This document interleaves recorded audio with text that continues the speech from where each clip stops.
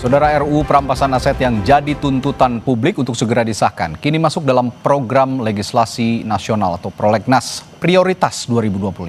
Anggota Komisi 3 DPR RI Benika Harman bilang, DPR harus membuka partisipasi publik dalam pembahasan RUU. Beni menyatakan masuknya RUU perampasan aset ke Prolegnas Prioritas 2025 sebagai respons cepat atas tuntutan publik. Namun Beni tidak menjamin RUU perampasan aset ini bakal disahkan tahun ini. Yang terpenting menurutnya adalah pembahasan tentang RUU ini dimulai.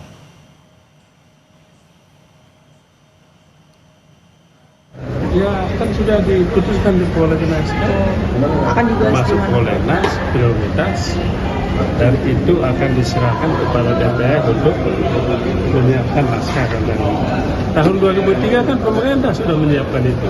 Pokoknya DPR peduli, DPR merespon ya, dengan cepat apa yang menjadi tuntutan publik, tuntutan masyarakat. Transparansi pembahasan rancangan undang-undang, akuntabilitas, partisipasi, buka siapa yang mau kasih pandangan, pendapat, silakan. Berarti keburu ya Pak diketok akhir tahun ini? Bukan soal keburu ketoknya, pembahasan dulu. Sebelumnya Ketua Balik DPR RI Bob Hasan bilang tidak perlu lagi ada perdebatan soal usulan pembahasan karena RUU perampasan aset sudah resmi jadi inisiatif DPR. Bob menambahkan RUU perampasan aset jadi prioritas diselesaikan tahun 2025. 3 RUU yang diusulkan untuk masuk dalam perubahan kedua Prolegnas RUU prioritas tahun 2025 yaitu 1. RUU tentang perampasan aset, 2. RUU tentang Kamar Dagang Industri, 3. RUU tentang kawasan industri ya 2025, dan ini tetap sebagai inisiatif DPR ya. Jadi perampasan aset tidak ada lagi perdebatan di pemerintah atau apa, tapi di DPR. Dan itu masuk dalam tahun 2025. Menteri Hukum Supratman Andi Aktas bilang pemerintah siap untuk membahas RUU perampasan aset bersama DPR. Menurut Supratman, keputusan pemerintah dan DPR agar RUU perampasan aset segera dibahas bukti keberhasilan pertemuan Presiden Prabowo dan Ketua Umum Partai Politik. Sehingga pemerintah tinggal menunggu hasil penyusunannya, kemudian nanti dikirim, Presiden akan memberikan surprise. Kita tunggu dulu ya, yang penting keputusan politiknya hari ini lewat Pak Ketua dan teman-teman di Balik sudah jelas tahun ini Undang-Undang Perampasan Aset sudah masuk di tahun 2020. Kan Presiden sudah bertemu dengan ketua-ketua umum partai politik, dan yang kedua juga hari ini menandakan ada keputusan yang diambil, itu artinya pembicaraan ini sudah dilakukan secara baik ya, dan kita tunggu proses politiknya itu ada di DPR. Rancangan Undang-Undang Perampasan Aset digadang-gadang jadi senjata ampuh untuk menutup celah korupsi yang merugikan negara. Lalu akankah perampasan aset akan membuat jerak koruptor dan bagaimana mekanisme penyitaan harta yang tidak dapat dibuktikan pasal usulnya? Kita akan bahas hal ini bersama Ahmad Doli Kurnia, Wakil Ketua Badan Legislasi DPR RI, dan Zainur Rohman, peneliti Pusat Kajian Anti Korupsi UGM. Selamat malam Bapak-Bapak. Selamat malam. Assalamualaikum warahmatullahi wabarakatuh. Waalaikumsalam warahmatullahi wabarakatuh. Saya ke Bung Doli langsung. Bung Doli, ini kan sudah jadi RUU prioritas dan inisiatif DPR bahkan. Nah, tapi kenapa narasinya seolah-olah ini tidak menjadi sesuatu yang urgent? Padahal RUU perampasan aset ini kalau boleh dibilang ini adalah salah satu tuntutan publik yang kemarin bergejolak di tanah air.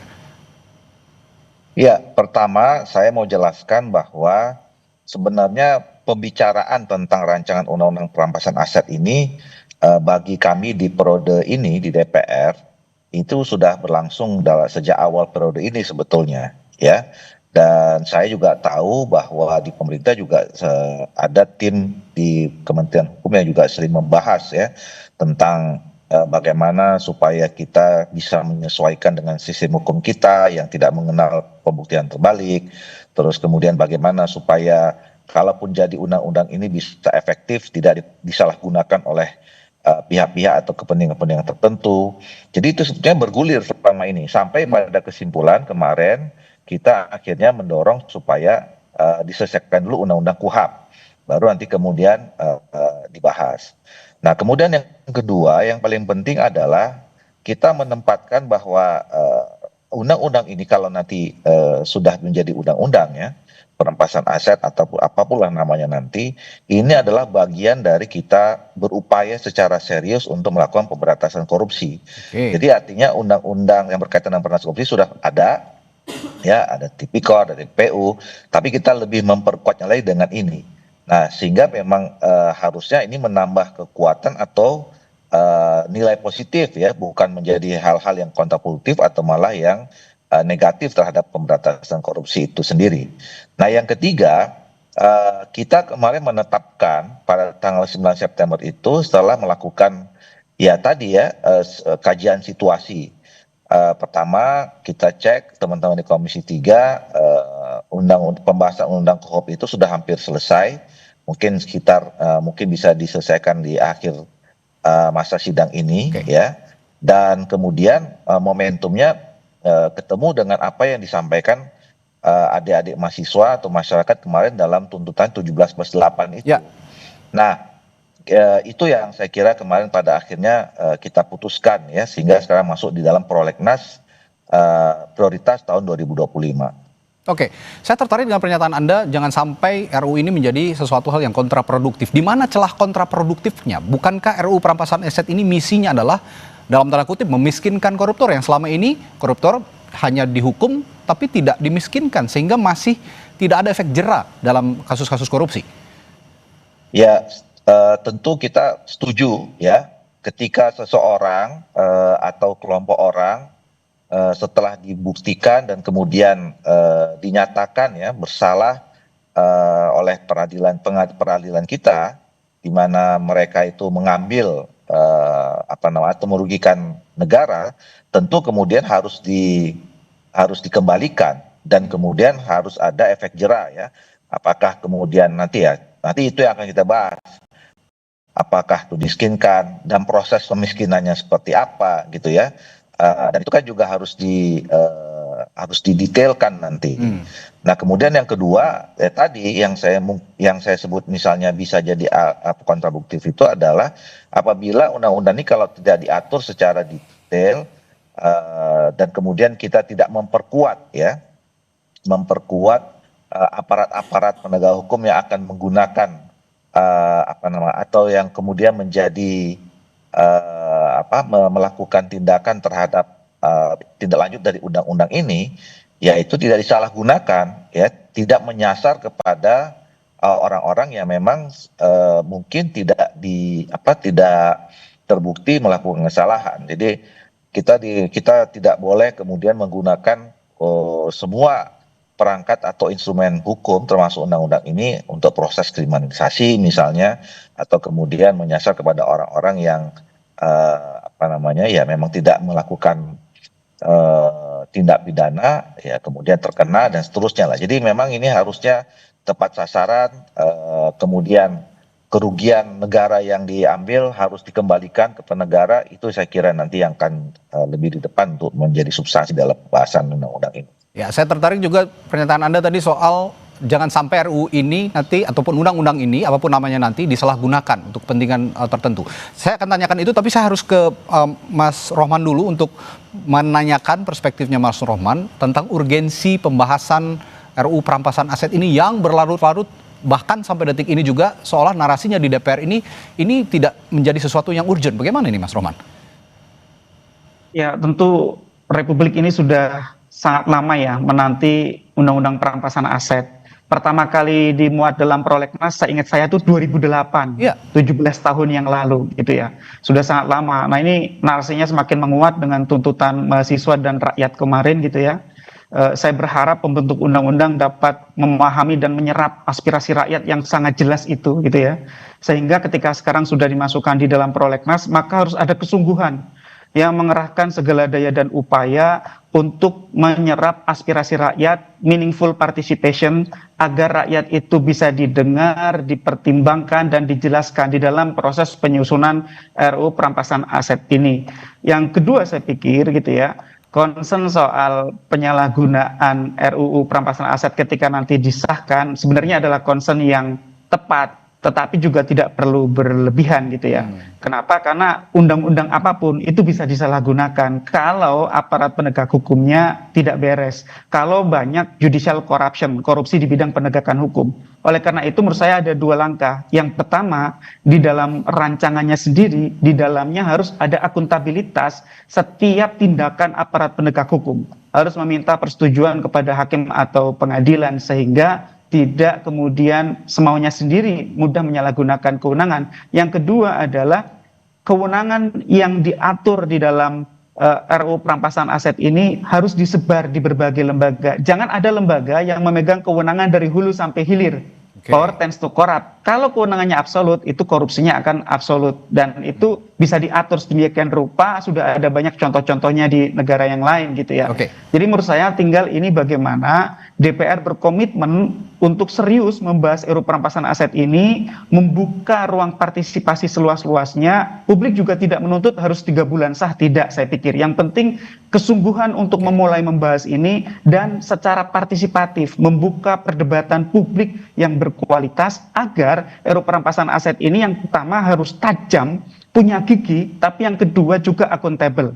Kenapa saya katakan harus tajam, punya gigi? Karena pada prinsipnya non-conviction based asset forfeiture itu hanya sebagai komplement, sebagai pelengkap ketika sistem peradilan pidana itu memiliki keterbatasan-keterbatasan. Sehingga di negara-negara yang sudah maju, NCB itu adalah sebagai pelengkap. Nah, kalau di konteks Indonesia, kebetulan proses pidananya juga masih banyak masalah, sehingga menurut saya ada satu konsep yang sangat penting diadopsi di dalam RUU perampasan aset, yaitu illicit enrichment, pengayaan yang tidak wajar itu, Mas Radi. Agar apa? Agar ini melengkapi unexplained wealth yang sekarang dianut di dalam draft rancangan itu. Sehingga menurut saya sih dari sisi konsep semuanya sudah tersedia. Perdebatan ahli juga sudah berlangsung belasan tahun. Yang paling penting adalah DPR harus membuka diri kepada publik untuk memberikan aspirasinya agar RUU perampasan aset ini bisa segera dibahas, punya gigi yang tajam, tetapi sekaligus juga akuntabel sehingga tidak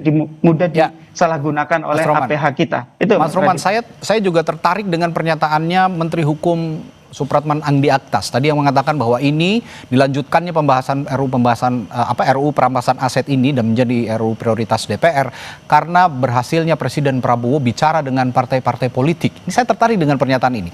Apakah ini pertanda bahwa partai politik juga ya dalam tanda kutip ya punya kekhawatiran dengan disahkannya RUU perampasan aset ini? Memang banyak sekali yang memandang seperti itu ya, Mas Radi ya. Kenapa 17 tahun tidak banyak perkembangan gitu ya? Karena ya elit-elit tidak punya kehendak yang kuat gitu ya. Kalau punya kehendak yang kuat, rancangan undang-undang 13 hari ada yang jadi kok gitu ya.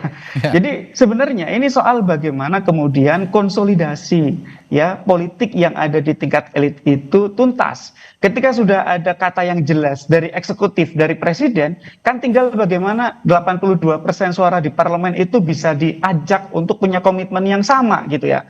Sehingga menurut saya seharusnya dengan kondisi yang sekarang juga publik tuntutannya sangat kuat ya. Apalagi sekarang publik ini mengintip ya dunia internasional ya Mas Radi ya. Publik mengintip Nepal, publik mengintip tempat-tempat lain. Nepal itu bukan soal diblokirnya sosmed.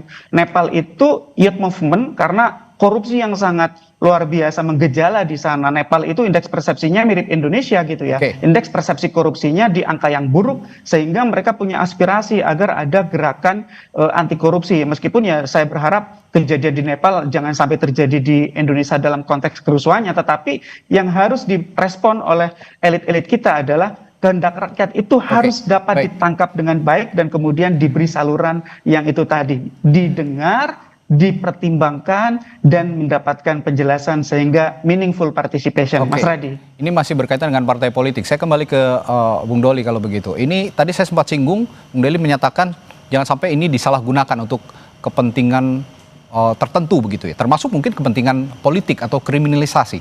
Saya akan tanyakan bagaimana DPR juga menjawab kekhawatiran publik soal RUU perampasan aset ini bisa disalahgunakan untuk kepentingan politik atau kriminalisasi lawan politik. Saya akan tanyakan hal itu setelah jeda di Sapa Indonesia Malam. Tetaplah bersama kami.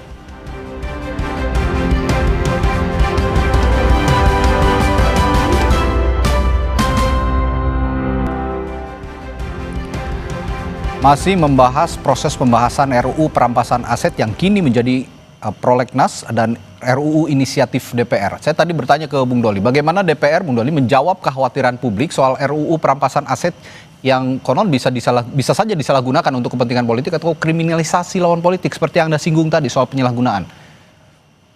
Iya, saya kira kalau misalnya adanya kekhawatiran penyelewengan ya, tidak hanya ke politik atau kemudian pada orang-orang atau yang terindikasi sebagai kekuatan politik saja ya, tapi juga bisa menyasar kepada masyarakat biasa saja. Nah, itu yang kita harus antisipasi. Saya kira tadi bagus ya masukan yang disampaikan oleh Mas Zainur Rahman itu, bahwa nanti saya kira dalam undang-undang ini harus diatur tadi pertama soal akuntabilitas ya, atau mekanisme akuntabilitasnya. Jadi sebelum ada tindakan-tindakan perampasan atau pengambilan aset itu yang memang harus dikoordinasikan dengan peradilan dan seterusnya. Kemudian yang kedua adalah memang tidak boleh ada satu instrumen atau lembaga atau lembaga aparat hukum yang betul-betul absolut kewenangannya atau kekuasaannya ya, sehingga memang tidak bicara tentang dari hulu ke hilir.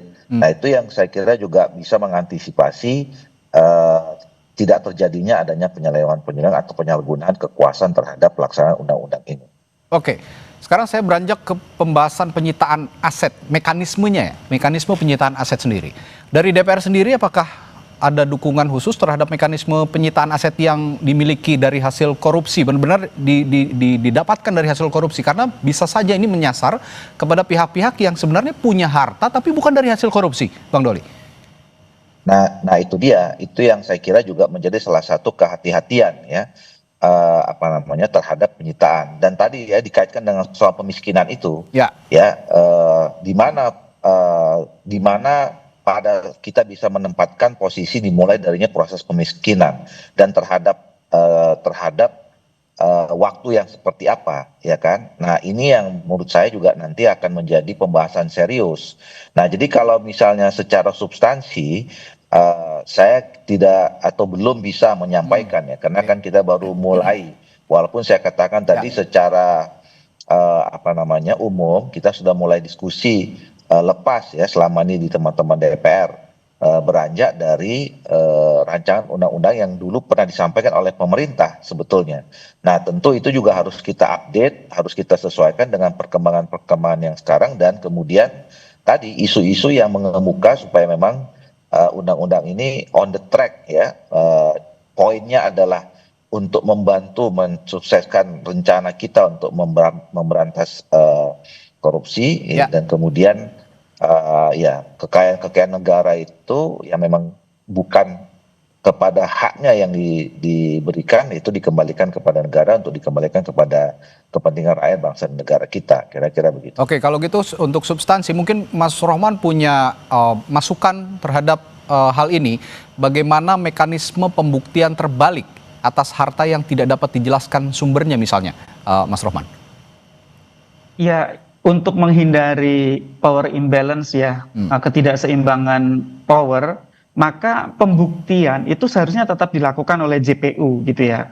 Tetapi ya bagi penguasa hartanya itu dapat membuktikan sebaliknya. Nah, jadi kalau tadi kan Pak Ahmad Doli menyampaikan Indonesia itu tidak mengenal pembuktian terbalik sepenuhnya gitu ya. Di dalam Undang-Undang Tipikor pun sebenarnya itu semi begitu ya. Sebenarnya sudah ada pasal di dalam Undang-Undang Tipikor yang mengatur semi gitu ya. Juga di Undang-Undang TPPU itu juga semi pembuktian terbalik. Bisa dikatakan ya tidak sepenuhnya pembuktian terbalik, tetapi di sana yang wajib membuktikannya adalah JPU, tetapi bagi pihak yang menguasai harta tersebut boleh membuktikan kalau harta tersebut diperoleh dari sumber yang sah, maka dia tidak akan disita gitu ya. Jadi persoalan pemiskinan sebenarnya itu adalah bahasa populer, bukan merupakan bahasa hukum. Harta yang bisa disita itu yang pertama adalah yang merupakan alat kejahatan, hasil kejahatan terkait dengan kejahatan, atau sebagai bentuk uang untuk mengganti dari hasil kejahatan yang disembunyikan atau dilarikan atau dicuci gitu ya. Misalnya hasil kejahatannya itu tidak diketahui karena misalnya dilarikan ke luar negeri. Nah, maka harta sah yang ada di dalam negeri itu bisa dilakukan penyitaan untuk dimohonkan kepada pengadilan untuk dirampas sebagai bentuk pengganti atas hasil korupsi. Nah, apa bedanya antara RUU perampasan aset dengan model undang-undang tindak pidana korupsi misalnya. Ya. Undang-undang tindak pidana korupsi itu kan yang menjadi tersangka dan terdakwanya adalah orang pelaku, baik itu orang manusia atau orang badan usaha, right person atau naturalized person. Sedangkan kalau dalam RUU perampasan aset yang menjadi fokus itu adalah asetnya gitu ya. Jadi tidak perlu membuktikan dalam konteks perbuatan pidananya harus terbukti, tetapi hartanya itu bisa disita ketika harta itu tidak berasal dari sumber yang sah atau berasal dari sumber yang tidak sah itu, sehingga namanya non conviction based asset forfeiture gitu ya, NCBAF itu tadi. Itu yang membedakan konsep antara peradilan pidana dengan peradilan perampasan aset. Dan peradilan perampasan aset ini kuasi antara pidana dan perdata. Dan yang penting, harta korupsi yang dirampas ini sebetulnya harus kembali ke rakyat juga. Karena sistem penyimpanan dan pengelolaan harta rampasan ini kalau tidak dikelola dengan baik juga bisa terjadi penyalahgunaan. Pertanyaan saya adalah, banyak nih kasus korupsi berhenti di vonis pidana tanpa ada pengembalian aset hasil korupsi saat ini. Nah, menurut Mas Rohman bagaimana strategi hukum yang adil agar hasil korupsi ini bisa kembali ke rakyat seperti yang saya katakan tadi? Ya, kalau dalam konteks RUU perampasan aset, pembahasan yang pertama adalah lembaga. Siapa yang mengelola asetnya gitu ya. Itu penting karena harus lembaga yang amanah gitu ya. Kalau kami usulkan, lembaga itu adalah lembaga tersendiri. Jangan di institusi penegak hukum gitu ya. Misalnya di KPK jangan, atau juga di Kejaksaan juga jangan. Kalau institusi tersendiri yang sudah ada misalnya di DJKN ataukah di bentuk baru juga silahkan. Tapi kalau bentuk baru itu costly, mahal, ya sudah, Indonesia kan negara punya DJKN yang melakukan pengelolaan terhadap kekayaan negara. Tinggal nanti dibentuk unit khusus di dalam DJKN itu misalnya. Jadi menurut saya yang paling penting adalah ketika sudah ada proses pidana di kamar pidana, kemudian dari sisi perampasan asetnya hanya berfokus kepada asetnya saja. Ketika asetnya sudah berhasil dirampas, maka jangan sampai aset itu disalahgunakan, misalnya diselewengkan oleh aparat penegak hukum. Maka itu dikelola oleh LPA, ya, lembaga pengelola aset. Ya, nanti siapa itu yang nanti bisa dibahas di DPR. Yang tadi kami usulkan itu adalah di DJKN dan itu bisa dibuat unit tersendiri di sana, sehingga itu tadi mengurangi potensi abuse of power kalau hulu sampai hilir ada di tangan satu institusi gitu ya. Sehingga itu betul, saya sepakat. Harus disebar begitu ya pengelolaannya berarti harus disebar. Dan karena kalau disebar pengawasannya juga bisa bersama. Nah, pertanyaan saya berikutnya ke Bung Doli. Sejauh ini apakah DPR sudah membuat regulasi atau ada setidaknya pembahasan yang memastikan harta rampasan dikelola dengan transparan? Bung Doli? Oh, baik. Sepertinya ada kendala sambungan bersama Bung Ahmad Doli Kurnia. Kalau begitu saya kembali ke Mas Rohman. Kalau gitu Mas Rohman, kalau melihat tadi lembaga-lembaga yang harusnya punya integritas penuh begitu ya untuk mengelola rampasan aset ini, dan sepertinya pengawasannya juga harus bersama dan tidak dikelola secara tunggal. Menurut Anda lembaga-lembaga siapa saja yang benar-benar bisa mengelola harta rampasan ini dengan baik? Ya, itu Mas. Oh, baik. Saya bertanya dulu ke Mas Rohman, silakan. Nanti saya terakhir ke Bung Doli. Silakan, Mas Rohman. Mas Radi, jadi harta rampasan itu kan sifatnya macam-macam ya. Ada yang mudah rusak, ada yang tahan lama gitu ya. Misalnya hewan ternak tuh. Hewan ternak segera melahirkan. Kalau tidak diurus juga dia kurus, dijual murah gitu ya. Atau ada yang berupa kebun harus diurus. Atau yang berupa saham misalnya, harus diurus gitu ya. Sehingga yang mengurus adalah sebaiknya lembaga yang memiliki kemampuan untuk mengurus itu. Dan yang salah satu yang menurut saya tepat itu adalah Direktorat Jenderal Kekayaan Negara di Kementerian Keuangan.